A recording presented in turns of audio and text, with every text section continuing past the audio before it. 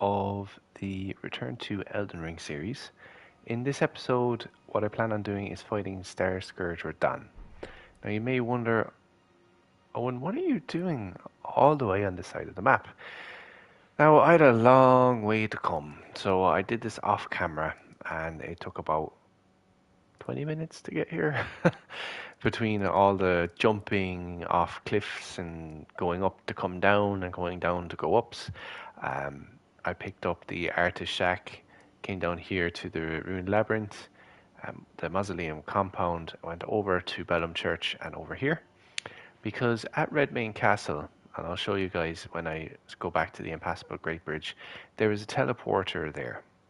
Now, if you can recall, in this area, in Fort Farroth and Fort Height, we got the left and right hand half of the Ductus Medallion. So once we have those, if we use that Ductus Medallion and then rest at a site of grace in the Altus Plateau, it should be enough to turn that teleporter on.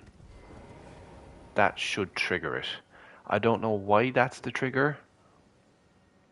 I really don't know why that's the trigger. The only thing that could come to mind is the game expects you to do Liurnia before Caelid because you would have done Limgrave, then the Weeping Peninsula maybe, and the game kind of points you in this western direction first. So I'm not sure what the devs were thinking or like what areas they expected you to go, but it seems that it would have been the Weeping Peninsula and Limgrave kind of together and then this way because you would have fought Godric and you would have went this way. So the majority of players probably wouldn't go to Caelid because, to be honest, you can probably fight Queen Ranelagh in the Academy of Ray Lucaria much easier than you could fight Starscourge Radahn. So they probably expect you to go there. But then again, Fort Farroth is in Caelid, so I don't know. But did I use this? Did I rest it? Rest that? Yeah, I got it. Okay. So we have both halves of the Ductus Medallion, so we should be able to activate the Ductus Lift. And I just wanted to show you guys where I came from and why I'm here. And I wanted to show you the cutscene for this medallion. Here we go.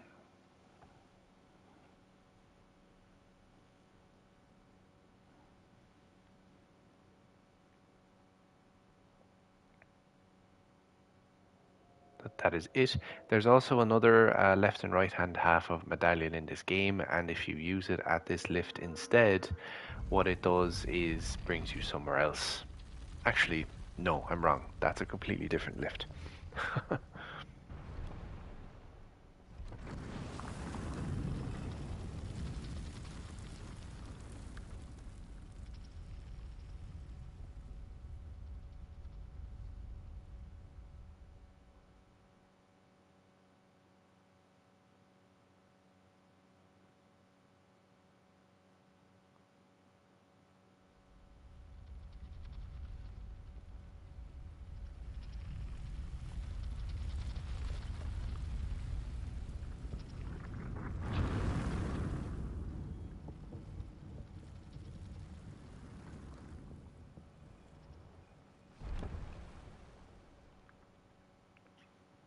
Cool, so now we're here. This is the Altus Plateau, and if we look back where we just came from, you'll be able to see why we need to take the lift in the first place. Let's just stick our heads over this kind of cliff face here, and that is why we needed that lift. We need to come up this giant cliff. So if we go and use a site of grace here in the Altus Plateau and just rest at it and then travel back to Redmane Castle, the teleporter should, keyword should, be active. So these two boys are actually docile. They won't touch us for whatever reason. we proceed forward. There should be one. There should be one around here. I'll follow the path and just see whatever one I can see. So that is the royal capital, Lanedale, the royal capital. That is a really dense area. It doesn't look too crazy, but I can assure you it is. Because, like a lot of things in Elden Ring, it has its own underground area. And in the underground area, it's like an absolute maze. Oi, you're throwing electric bombs at me, boy. So I can't see any main sites of grace at the minute. Oh, the actual main door to Lanedale is open. That's interesting, because in Journey 1, that door will not be open for you. I'll show you how to get in there by alternate means. But basically, all I need to do is go to a site of grace, rest at it, and then we can go back to Caelid and attempt to fight Starscourge Radahn. It will be difficult, I can assure you that. I was one of the unlucky people that had to fight Starscourge Radahn before he was patched. They actually made him a little bit easier. I'm not sure exactly what they did. Probably just his movement patterns or something like that. Now, I got 2 Sacred Tears on the way by stopping at the Church of Bellum. 2 tree sentinels. Run away. Run away. Run away. So we can still make our flasks stronger, but I don't think we can increase the amount that we carry. So there's 2 items here. Golden seed and a golden seed. So we'll be picking up golden seeds here and not be able to use them. See, if we add a charge to a flask, flask charges are already at maximum. So I'm just going to pass time until the morning. Just be sure here. We pass a full day. And that should be enough for when we go back here, if I'm correct, to activate that teleporter. If not, perfect. So, in short, in order to activate this teleporter, the trigger is go to Fort Faroth and get the right hand.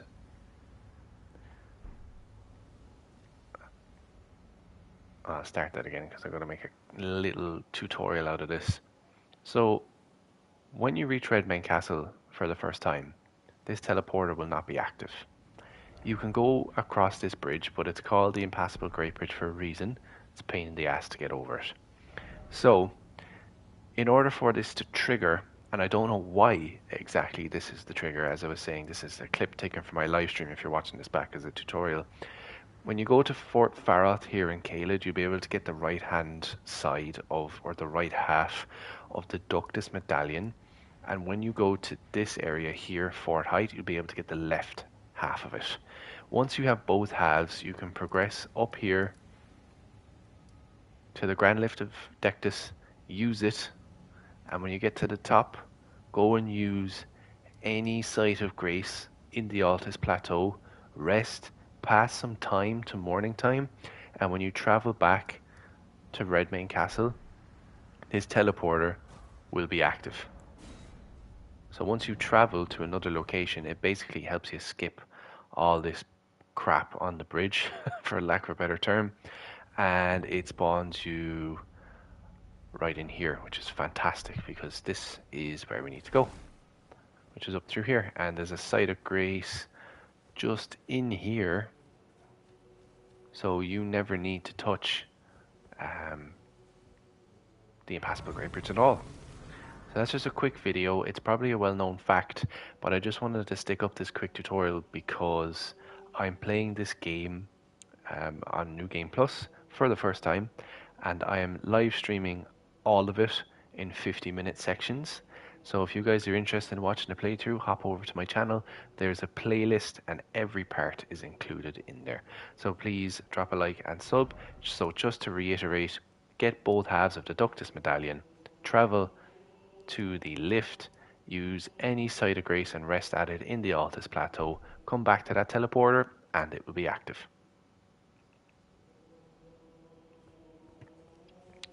Now, that's just a quick tutorial, guys, that I recorded over the stream. Now, in here, there's some interesting characters.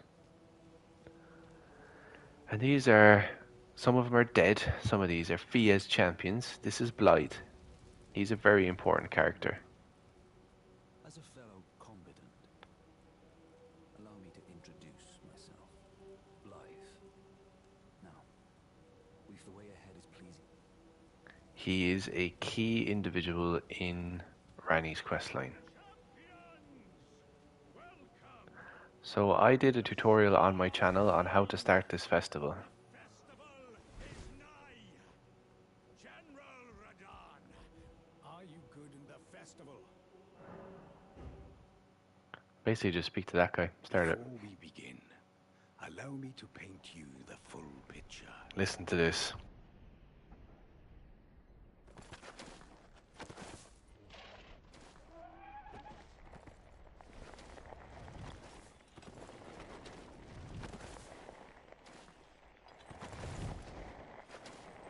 General Radahn is cursed ever to wander.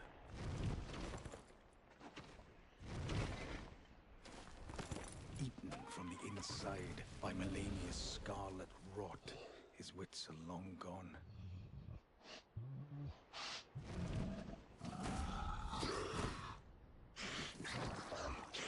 So this is the dude that we're about to fight. Of former friends and foes alike, gorging on them like a dog.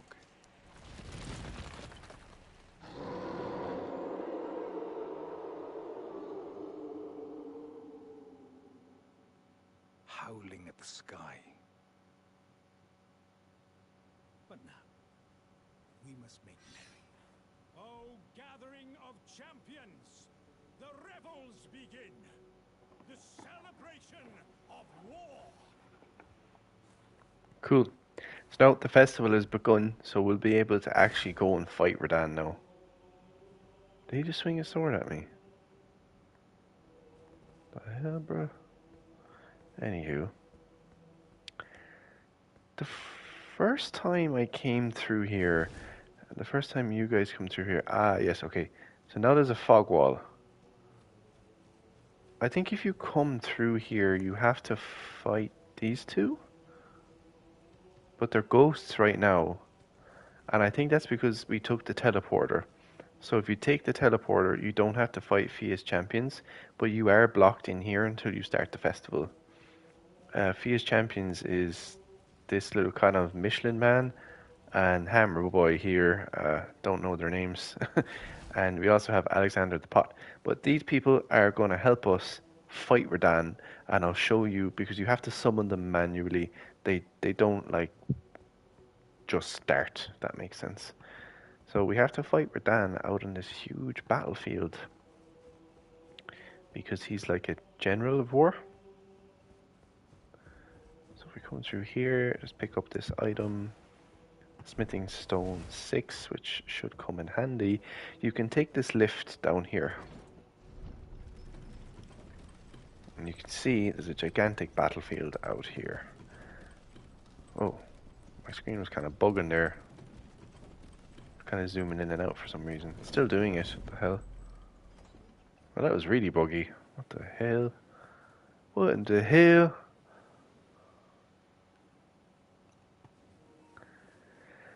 And there is a summoning pool. You can summon players for help. I'm not going to do that. That looked like Rykard's face in that rock for a sec. Rykard is a boss that you fight in Volcano Manor. Are you willing to travel to another location? Unfortunately, I am. Okay. Don't know why that happened. Jeez, okay, this is new. Can I just summon my friends, please? Ah, bro. Give it a rest now, will ya?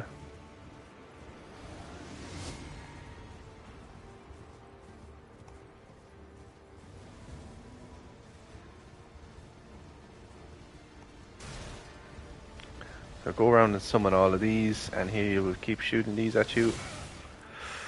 Jesus. I need to get close to him now to actually fight him. Oh, Jesus.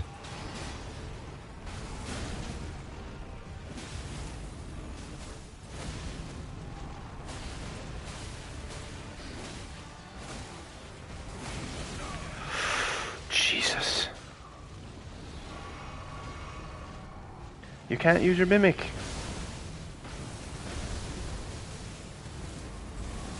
Try and turn him into a frosty boy. Oh yeah, take that. This feels so good. Because in my first gameplay through this, he killed me so much. Okay, so he is going to disappear. Don't worry, he ain't done yet. Someone in your buddy. There, see, look. Ugh. So he'll come down and kind of dive bomb your friends.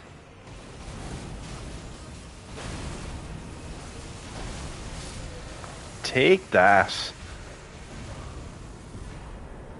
So you get Radahn's Great Rune and the Remembrance of the Starscourge. Cool. Now, this is very important. When you kill Starscourge Radahn, it sets the stars free again. It's a shift in the universe. But there's one falling slash shooting star in particular that is very important. That one. So that is a key moment in the Elden Ring story. I'm taking a few screenshots for thumbnails here and I'll just pick which one's my favorite. So, whoa, I don't remember the big flash of light. That must be new.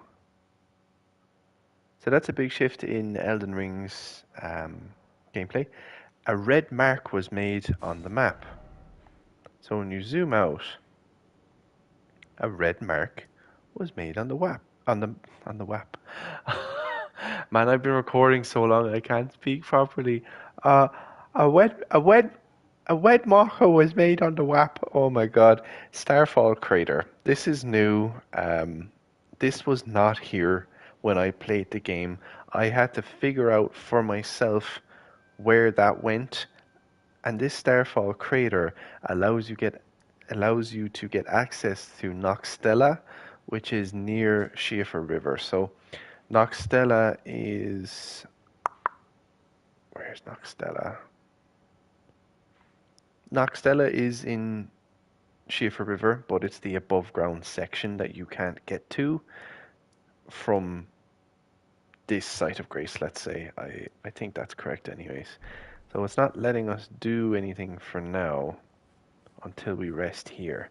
So that is a good update from Software because a lot of people missed the fact that you could go under there or what that moment meant. It kind of went over people's heads, let's say. So speak to Blight. What a sick way to fight. Hey, mate. The glory of the clashes and then a falling star. I can't fathom how Radahn was a living legend. Because The wheel of fate, if it's on the cards, you are a fine. If it's on the cards, you are a fine. when you rest here, Blight will move. Because when you're trying to do Ranni's questline, if you don't speak to Blight there, he will just stay there. And it's a bit of a pain. See, Blight has moved. Blight is now in Schiefer River. And you have to go and speak to him. Jeez, we got a lot of runes for that.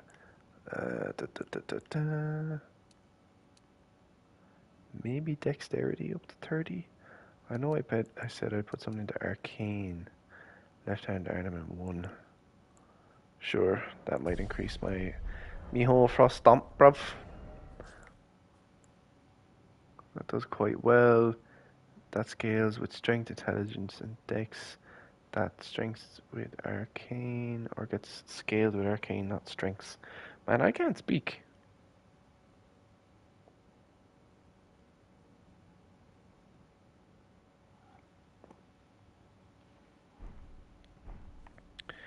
Okay, so that's not bad. 20 minutes into this episode, and we've already beat Starscourge Radahn.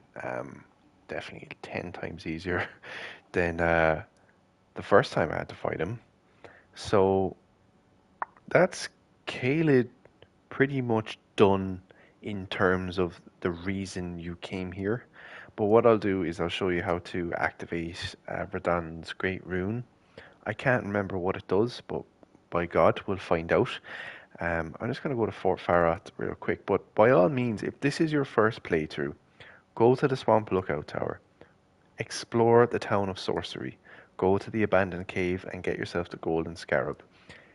Go to this hideaway, go into the catacombs, maybe do the Ball Soul Farm for a long period of time, rank up your character if you're stuck, go to the Calum Runes, go to the Gale Tunnel. You're able to get the Moonveil Katana in here. If you're doing a dexterity build, that is a very, very good katana. But in terms of the main piece of cake of Caelid, it is the Shard Bearer Radahn. When you kill Radahn, you get a silver trophy, just like you would Godric, and you get a Great Rune. So anytime you get a Great Rune off a boss, that means they're a Shard Bearer, and there is... I'm going to just pause the video here, guys, for a second. There is a particular amount of Shard Bearers in this game. So when you go through the trophy list, you will have Godric and Radahn, who we've just fought. There's Morgott, there's Rykard, Melania, and Mog. Melania is an optional boss, so is Rykard. Morgott, I think, is part of the story. But Rykard and Melania are by all means optional, and so is Mog. Mog is a shard bearer, and he's in Mogwyn Palace, which is a secret underground area. I'm just going through the trophy list here. So, boom, boom, boom, boom. Yeah, what we'll do next is we'll probably do the Royal Academy of Ray Lucaria, and I'll show you guys how to use larval tears to respec your character. So after this part, we will be finished with Caelid for now, and we'll head towards this direction. There's no Shard Bearer in this area. I'll try and do maybe Carrier Manor and the Academy at the same time. We'll see. So we made it to Fort Farrath. I want to go to...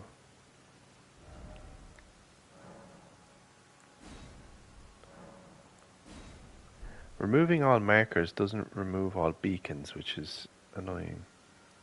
You have to go through and move them yourself, I believe.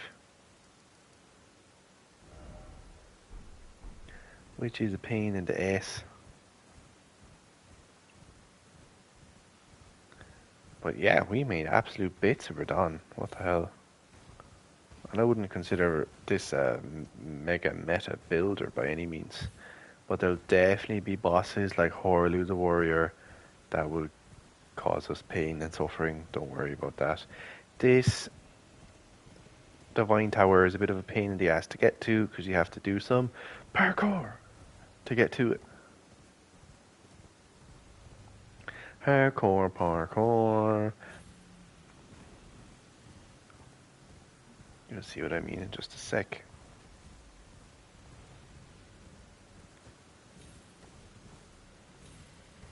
Baby Dragon. How about a game of no?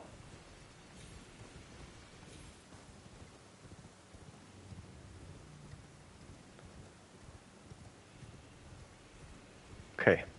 So memory serves me correctly. We use torrent to scale up. Yep.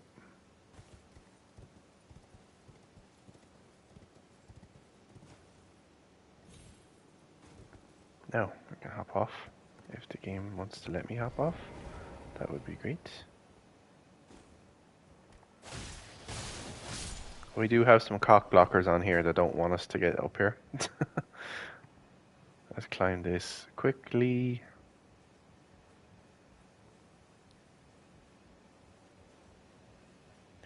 And I'll show you guys how to activate this. So, for the sake of the series, I may keep this part short, so I'll show you how to activate this great rune here and just leave it at that, because that is all for Caelid, really. Um,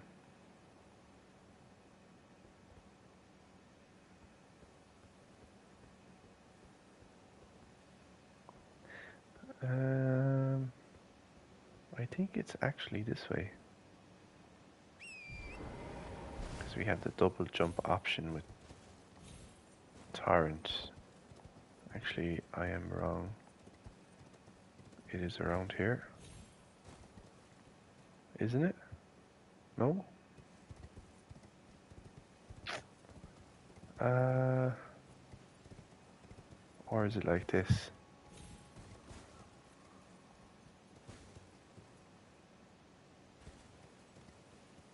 Yeah.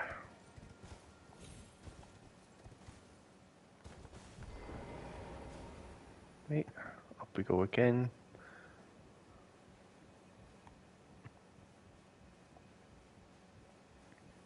So you just kind of have to hop around. They didn't want to make this easy or straightforward by any means. Newman's Rune.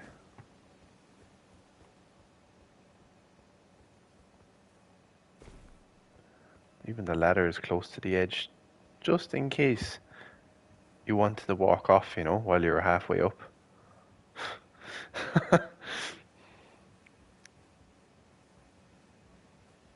But if you're decent at this game and you have a decent loadout and you're playing New Game Plus, it's definitely a good way to upgrade your character and make him stronger. Perfect, so this is where we need to go. The Divine Tower of Caelid.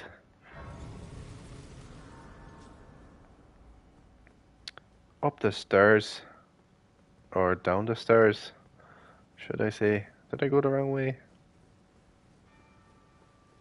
Yep, went the wrong way. And if you're in the stream, guys, I'd really appreciate if you drop a like. This will be going up as a video straight away once the stream is done. But if you're just tuning in, we killed Starscourge Radahn. He's dead. We are now on the way to activate his great rune, which is through here. Or at least this gives us the lift to get up to the top. So for 7 parts, we have made some serious progress. I'm very happy with what we have done.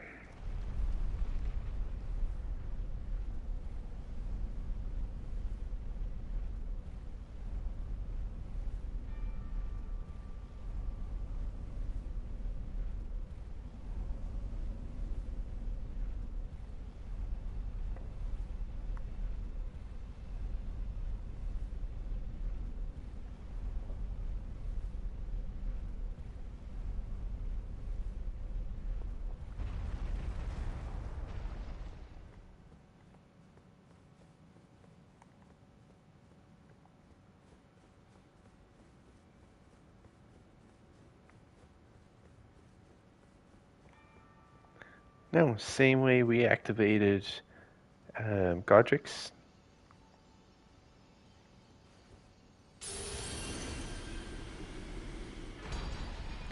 It's for Don's Great Rune. So, if we look in our inventory, is that here? Raises all attributes, raises maximum health, FP, and stamina. So, Godric's Great Rune is automatically better than Radahn's. I don't know why Radahn's does that. It only raises the maximum HP, FP, and stamina. This raises everything. Now, maybe this raises your health, FP, and stamina by more than this raises, because this raises everything, but that just does that for now. So there's 3 more slots here. So we have Godric, we have Radahn, Rykard is one, I believe, Melania and Bog. So there is that many. Rykard has a shard, doesn't he? He's a fucking... Yeah, I hate that boss, man. The first time I fought that boss as well, I was just pulling my hair out. I'm very sure Rykard is a... Yeah, so we have Rykard, Melania, and Mog. Yeah, there's 3 more shard bearers. Shard bearers would be the more difficult bosses in the game. Um, so yeah, guys, what I'm going to do is I'm going to save and exit the system, and we're going to end that part there. So thank you guys for tuning in. I know that was a short one, but just wanted to do it for Radahn, explain Radahn and his impact into Ranni's questline, as well as accessing Noxtella and the Great Rune activation. So short and sweet and straight to the point. I'll catch you guys in the next one, and please drop a like and a comment if you're enjoying the series. Adios.